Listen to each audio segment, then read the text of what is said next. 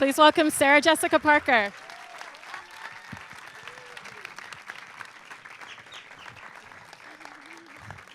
So huge congratulations on this film, obviously starring in it and producing in it. What was it about the story of this jazz singer that drew you to it in the first place? Well, can you hear me okay? Okay.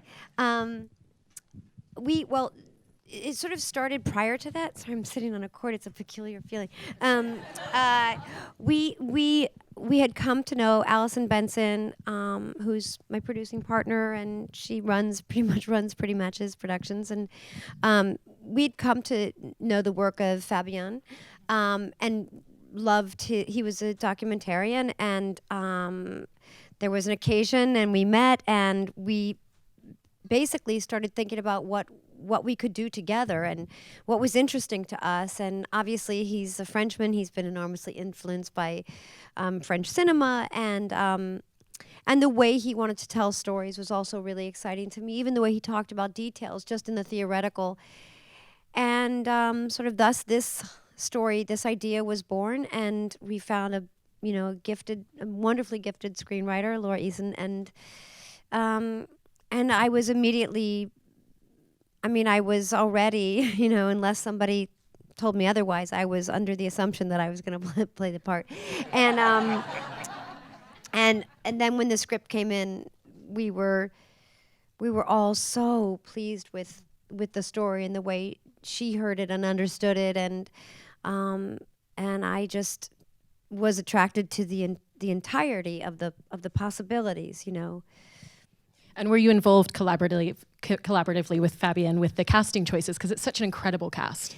Yeah, I think we all talked a lot about who the dream might be, and Common actually was the first person we went to, and we, as you do, you just imagine everything's a long shot, and especially because he's a man, and so typically or historically, in my experience, they take longer to respond. I think they're so used to having opportunities that they're like, throw it on the pile. But he read it and was back to us, I really do think, within hours, and said yes immediately. And that was the experience we had with everybody. And Simon Baker flew in from Australia to work for 2 or 3 days at most, and everybody sort of arrived like that. They sort of delivered themselves to us, and then delivered everything we wanted from them and more on screen, and then they sort of vaporized, and the next amazing person came in. We shot it in 16 days for, I think, just shy to about $2 million, which is not an insignificant amount of money, but it's not a lot. And it was just that kind of really ideal experience. It was really everything that I needed. What were some of the challenges that shooting it in 16 days gave you as an actress? None. I loved it. I felt that it was one of the most creative experiences that I've had in a really long time, and I think it was because it was unencumbered by huge amounts of money at stake, and the collapsed schedule just focused us. And even given what appeared to be an almost undoable schedule on paper, we finished every day exactly when we wanted. Nobody had to threaten to pull the plug. We always were home at reasonable hours. We never worked past 12 hours. I don't recall one day. We did everything we wanted to do, and everybody wanted to be there. Like, there was nobody there who felt like burdened by the commitment. Like, we were all, and it was a very healthy and necessary reminder about the work. Like, it just, all that mattered is when, all that really matters is when the camera's rolling. Of course, all of it adds up, and that matters. But if there isn't, the amount of attention paid to the performance, so when you're working like this, the work is all that matters, because you've got nothing. That's it. But you can do it, and I'm sure there's lots of people in the room who have been parts of movies of all sizes, and I find something very appealing about a lesser large experience. Was there anything different about the way Fabien approached you as a director in getting the performance that he wanted from you, just because this was his first narrative and he came more from documentary, which is amazing? Mm-hmm. No, I mean, I don't know. I think we talked a little bit in advance about, you know, the way I like to be helped or encouraged or directed or supported. And I guess the only thing I mean by that is it's very hard, as you all know, for a director to glean very quickly what every single actor likes.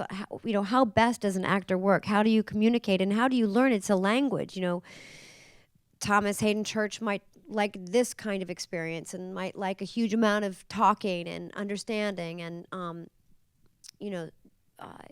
subtext, and somebody else might not want any. And I'm somebody who I don't like a lot of talk. I don't want a lot of help with subtext. I mostly want to rely on the other actor. I want to be able to look in the other actor's eyes and respond as honestly as possible. But I also want a director who is smart and insightful and can say very little and accomplish quite a lot.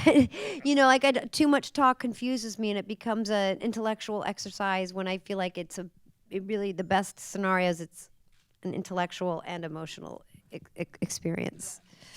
And in talking about not saying very much, it's such an introspective character, and that's one of the things that made me love it so much, is that so much goes unsaid, but we know everything that's happening to this character. Did that present any unique challenges for you as a performer? It only did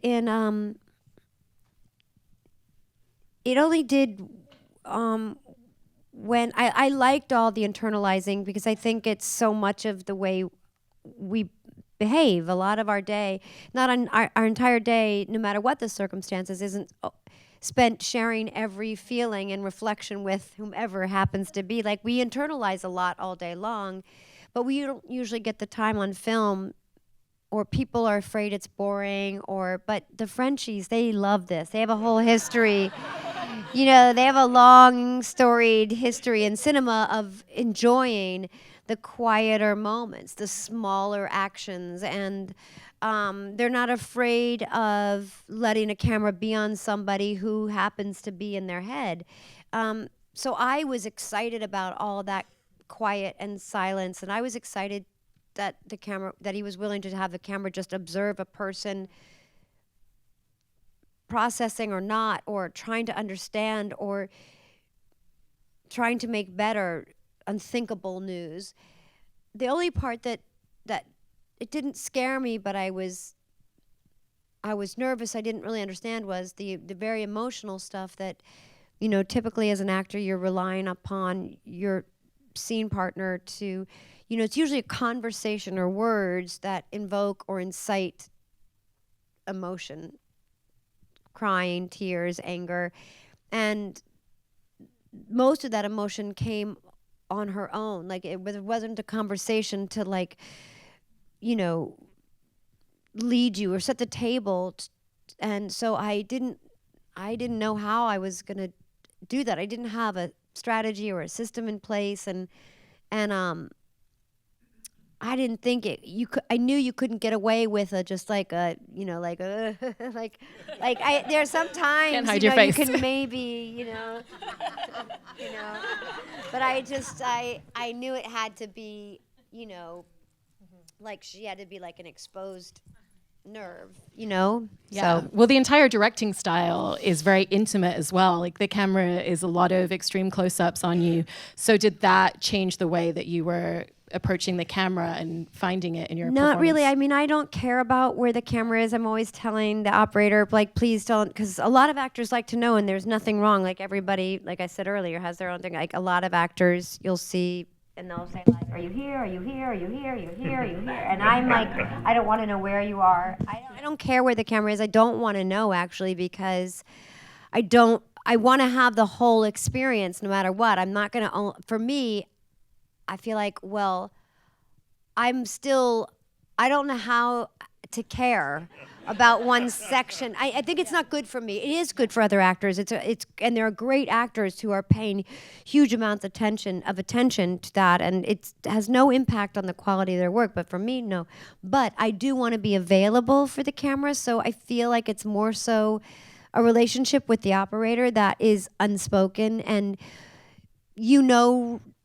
on day 2 or 3 that you either have a silent language that you share and understand, or you don't. And on this movie, I think early on, Fabienne is holding the camera sometimes himself anyway, but you know the distance you should have, what's effective,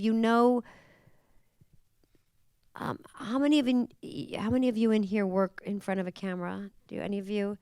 Right, so it's a lot of you. You understand where you are in relationship to a camera almost all the time, don't you? I mean, you feel, right? You feel it. And for this movie, I think it's like finding a good dance partner, I think, what I imagine that would be like. Yeah. And you've had a lot of practice in blocking out the city. I mean, I've worked on the other side in the production crew where people walk by and they're like, hey, Sarah Jessica, making a movie. Yeah. Do you have to ever work to shut that out, or is it just second nature now? It's just second nature. It's okay. Yeah. Most people, I mean, the only time it's really intrusive is if like it's in the middle of a scene, and then they've ruined the shot. They ruined the shot. But we were so lucky to get what we got on the streets. We were in no position to complain about any kind of demonstrative behavior, whether it was verbal or physical. Like we were grabbing, right? We were grabbing, yeah. We were rogue, but we also felt we were staying within the lines of the law. Yeah, we were. Was part of the appeal in the way that it embodied New York as a character that you guys went to very different locations? I don't know if that came from Fabienne being French or how you guys came to those. We purposefully did that, and we were shooting Divorce kind of almost right up until we started shooting this movie. And so Allison, as I mentioned before, there were a couple things that happened. First of all, Allison wisely, encouraged Fabienne to come to New York with a really ample amount of time to get to know the city. But she also sort of showed him around. We talked about locations that we were excited about, that we felt had been undershot, underused, underappreciated, and had been excited for a long time about those parts of New York.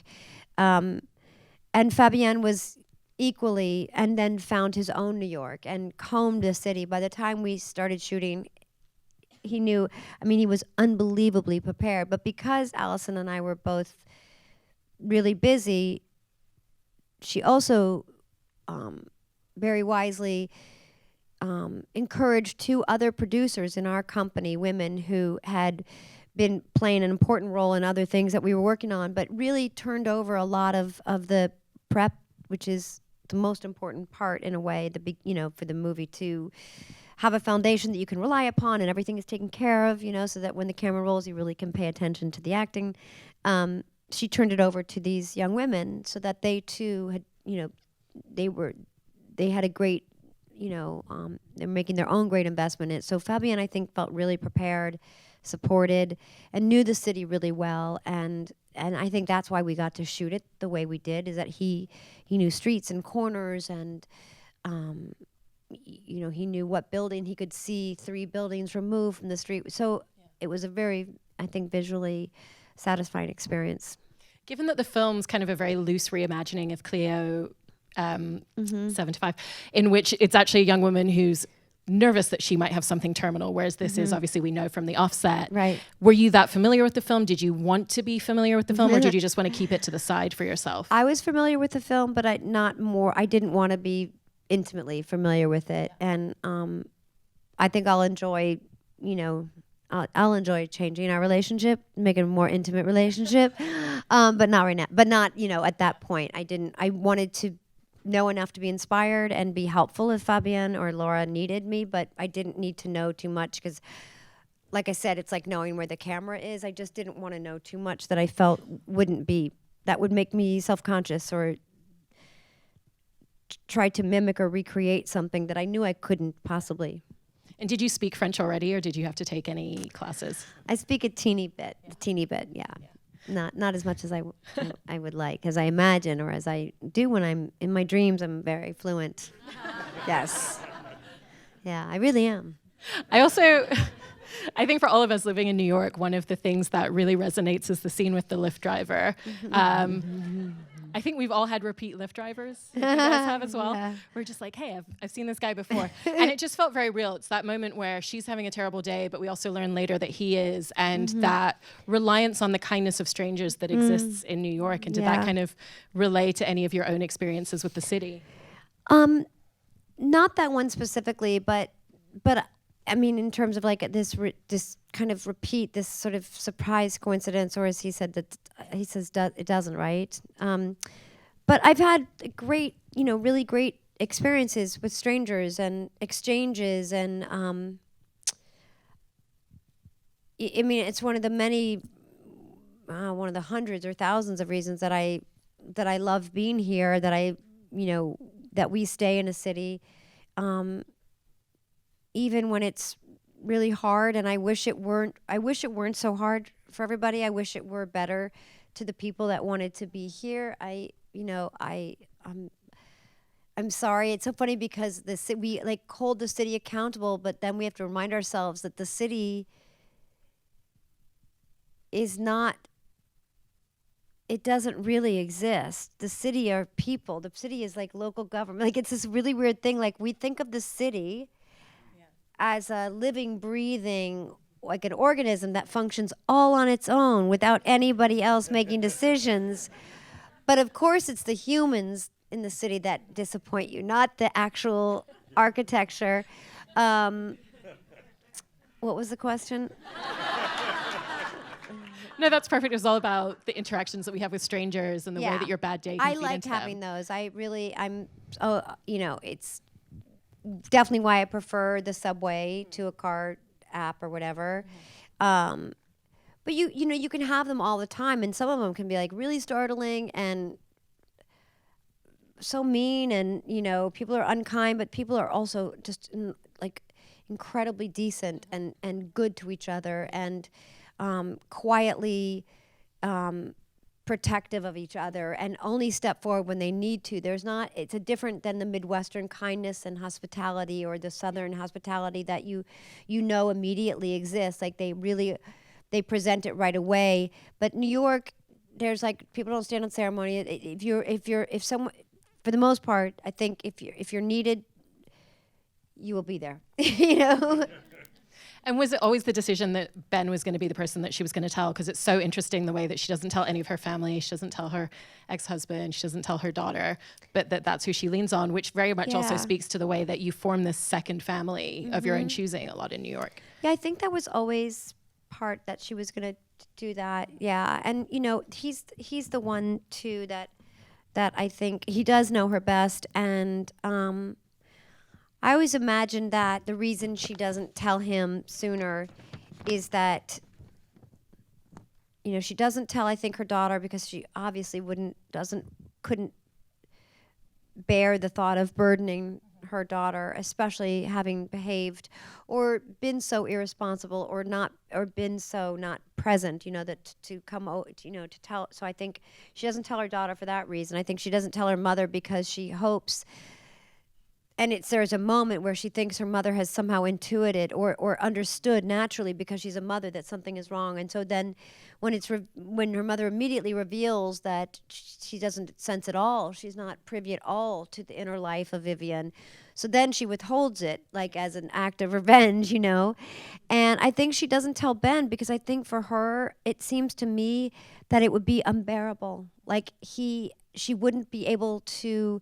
Like, I feel like it would be her undoing, like all the strength that she can summon, the conviction that she can call upon to even pretend that Birdland is still, and that Carnegie Hall and a tour are all part of her future.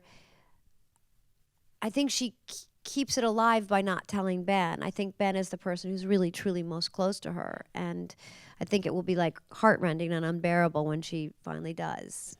And I'm so interested in the dichotomy between the relationship with her and her mother and then her and her own daughter, because it's very opposites, that she's taken a step back from her daughter, but then her mother's so overbearing. Right. Her mother's overbearing and absent. You know, you get the, and I love Jacqueline Bisset, so this is not Jacqueline Bisset, like, we were like gaga for her. Like, we went nuts for her. I mean, to have her was amazing. But her mother is both overbearing, and you get the impression also just completely selfish, like into her own life, into her own world, her own wants, her own needs, the sort of frivolity that she wants to share, like the pretend intimacy, and then these crazy sort of like overly active heartbeats of, like, you know, her presence. And I think so then, of course, Vivienne never saw what it meant to be a good a mother who could love in a way that a child. So you can see that Vivienne was making similar mistakes. So in a way, just as you know, criminal in its own way is neglect, as is being overly present. And I think the one thing is that I feel like Vivienne, given time, where she clearly recognized, she says, I miss so much. And I feel like if she had time, it's very likely she would take care of that relationship, whereas her mother couldn't possibly take care of that relationship the way it's humans require. And just quickly before I move on to a couple of audience questions, I have to ask about the music. I think the performance is so beautifully done in a very understated way. And then I'm also just curious about your familiarity with jazz music, with the Birdland, where you guys filmed that as well. I know Birdland just as an audience, you know, and it was amazing. We got to, you know, be in there, which was so nice. They were so lovely to us, and I know that I kind of know that kind of performing, or that style of performer, and I know how specific that kind of career is, and there are a few who do it really well. We know some of those names, and actually over the last few years we've lost some of those names, but you know, it's really a lot of that kind of singing of standards and jazz it's a lot about interpretation, like, you know, the great interpreters we know, and I think that's a lot of what Vivienne is, and I also like that in the movie we could talk about her, we could know enough about her to know that her career, that there was this success that eluded her, and that we didn't know a lot about her, but when she sings this Rufus Wainwright song, you're like, oh, that's the kind of performer. Oh, that's who she is. That's what she loves. Now I know more about her by virtue of this song and this choice, and so I love doing it. And we're so lucky that Rufus wrote that song for us. It's so beautiful. So one of the questions we have is, was there ever a point in your career when you feared that you wouldn't be financially stable enough to pursue acting and would have to give it up for a backup job? Yes, there were a couple of occasions when I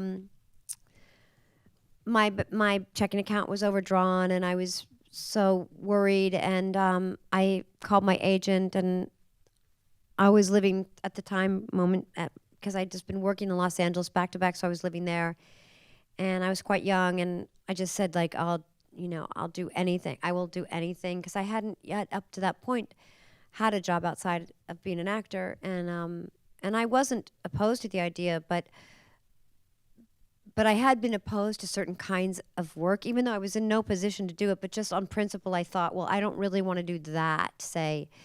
But I said, I really, like, I'm terrified, and he said, do you want to do an episode of Hotel? Does anybody remember Hotel? I was like, do I want to?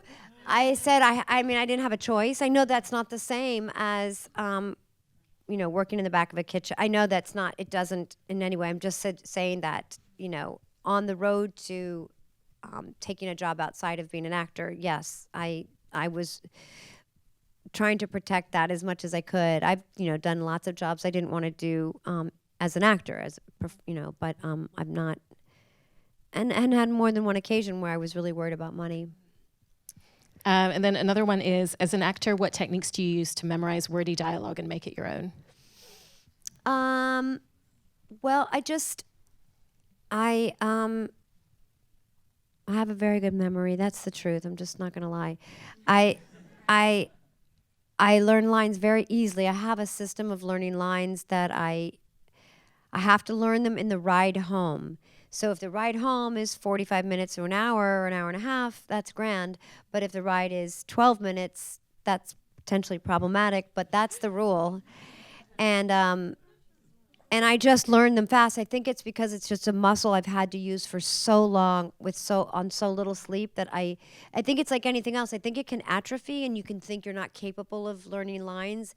And I think it changes sincerely as you get older. I'm less great at it. But I think just the practice of memorization is really good. And then making it your own is just being familiar. I mean, the more you know something and the more something's familiar, I think the more authentic it sounds coming out of your mouth. And then also going back to your production company, Pretty Matches, which is all female led, which is amazing. And then on the film as well, over half the crew heads were all women. Yeah. You had an incredibly diverse crew. Yeah, we had a really diverse crew and a lot of women doing, important things on the set. Is this something that you set out with as a mandate when you first started making this and other projects? We didn't start out as an all-female production company. We did start out with a young man who has since gone on to get his doctorate in psychiatry. And not like as a result of working with us, I assure you. But and we had a couple of male interns. But it just quickly turned into, fairly soon, it is all women, and it's wonderful and fantastic. The goal for our movie was not specifically to have, primarily women, but we were excited about the possibility. We're always excited, frankly, about the possibility of women contributing in ways maybe they haven't before, and also, we have been trying to be very thoughtful about diversity, and encouraged, obviously, by the climate and the big conversations that are happening. And I think really there's two parts to it. The good news is, like, you can't even get a female director or writer. Like, they're all booked now. It's unbelievable. Like, you don't hang up the phone without hiring them, because if you call back 5 minutes later, they're like booked, which is great. But then the other part of that is we need like a better pipeline. Like, we need to create the pipeline of the next generation of women of all colors and backgrounds being part of the process. And that there's so many jobs, I think, that aren't traditionally thought of that are really important and necessary. So I look forward to that. I think it's a bit of a process, but it's worth investing in.